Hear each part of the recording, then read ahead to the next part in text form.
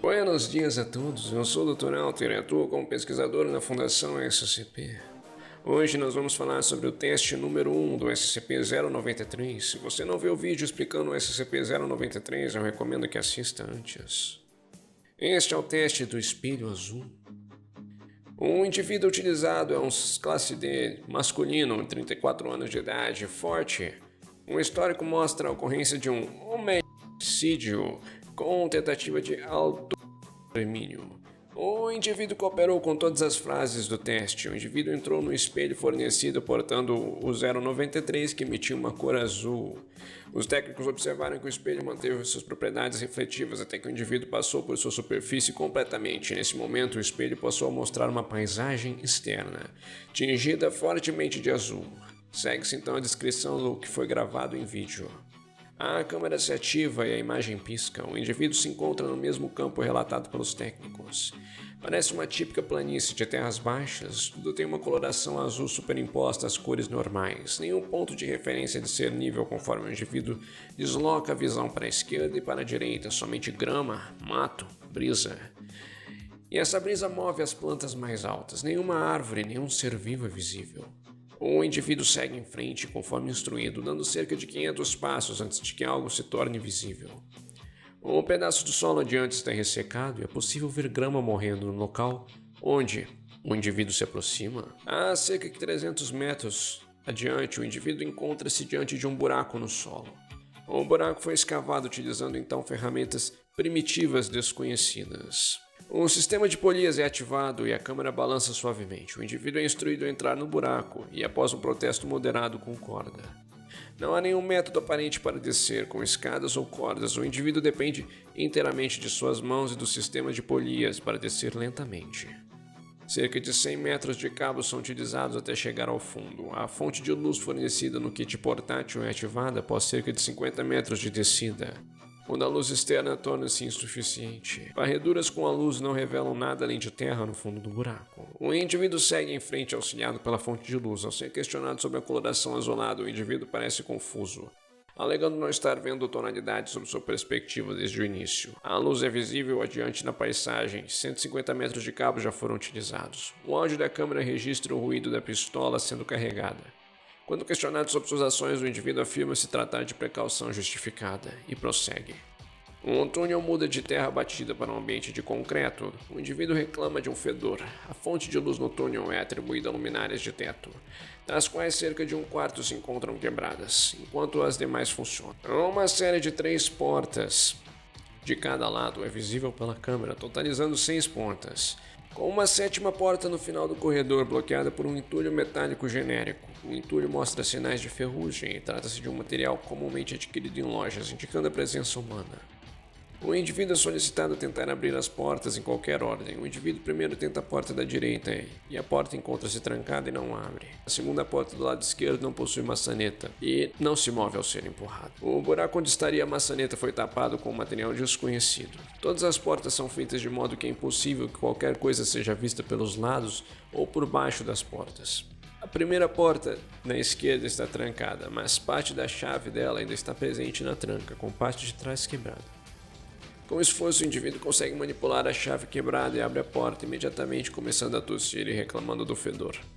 As paredes da câmara encontram-se limpas, bem como o piso. O teto está coberto de material marrom desconhecido na terceira sala. Nessa sala, há uma barraca improvisada feita de cobertores velhos com um travesseiro, uma caixa de madeira contendo caixas abertas do que parece ser alimentos, com escritos que aparentam ser rabiscos através da câmera.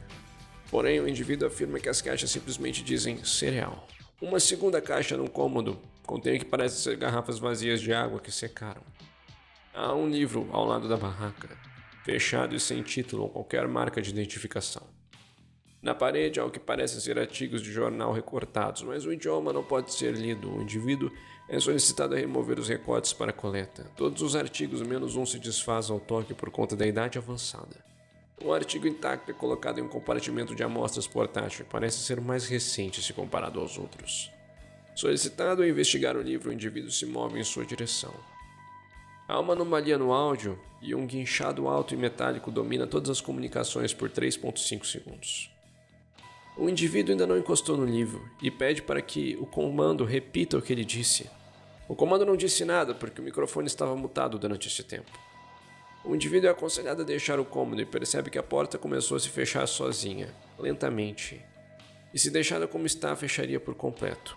O indivíduo é aconselhado a deixar a porta em paz e investigar a porta da direita. Uma análise cuidadosa dos próximos 10 segundos de gravação revela que conforme a câmera vira, uma figura é visível no final do túnel, onde a 7ª porta se encontra. A porta está aberta somente o suficiente para revelar uma face pela brecha, pouco antes de que a porta se feche silenciosamente. Nenhum detalhe pode ser visto.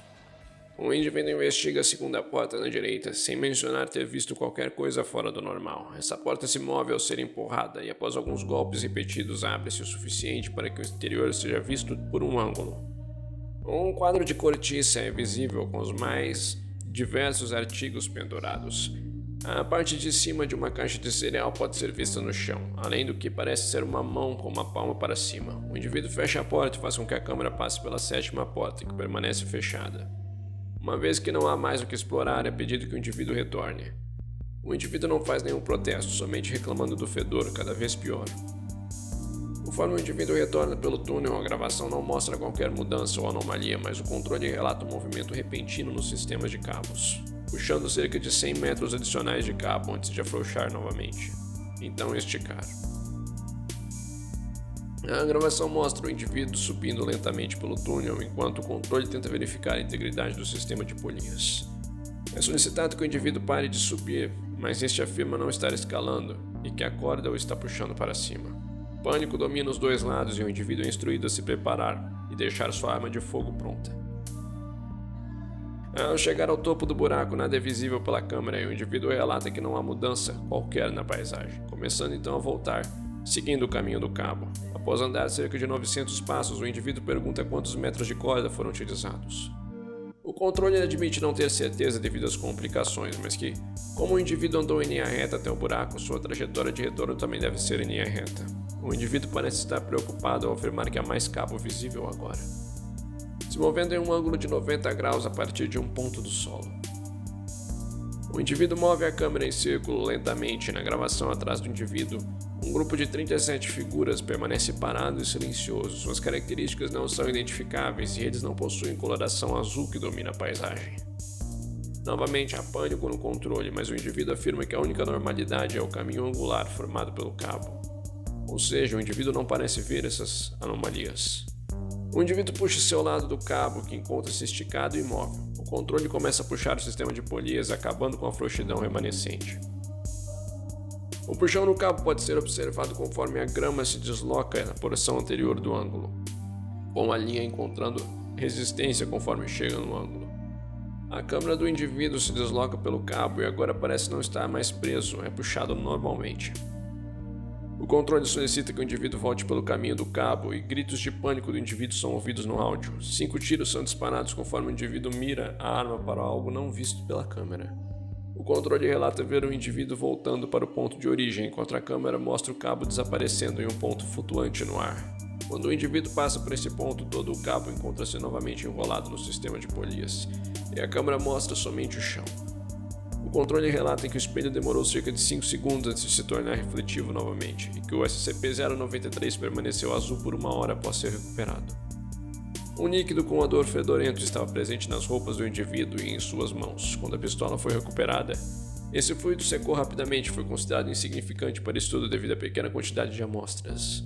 Os funcionários de controle relatam terem visto, ao monitorar o espelho, um ser humano enorme rastejando pelo chão.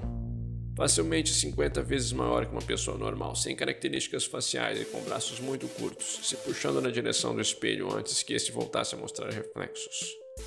Devido à proximidade, mais detalhes não puderam ser vistos, mas pelo menos um funcionário alega que o ser parecia ter sido baleado devido às marcas em seu rosto, sem qualquer outro detalhe. O kit portátil foi recuperado, contendo um artigo de jornal que dizia dados classificados. Bom, esse é o fim desse teste. Se vocês querem ver mais testes, se inscrevam no canal. Muito obrigado e até a próxima.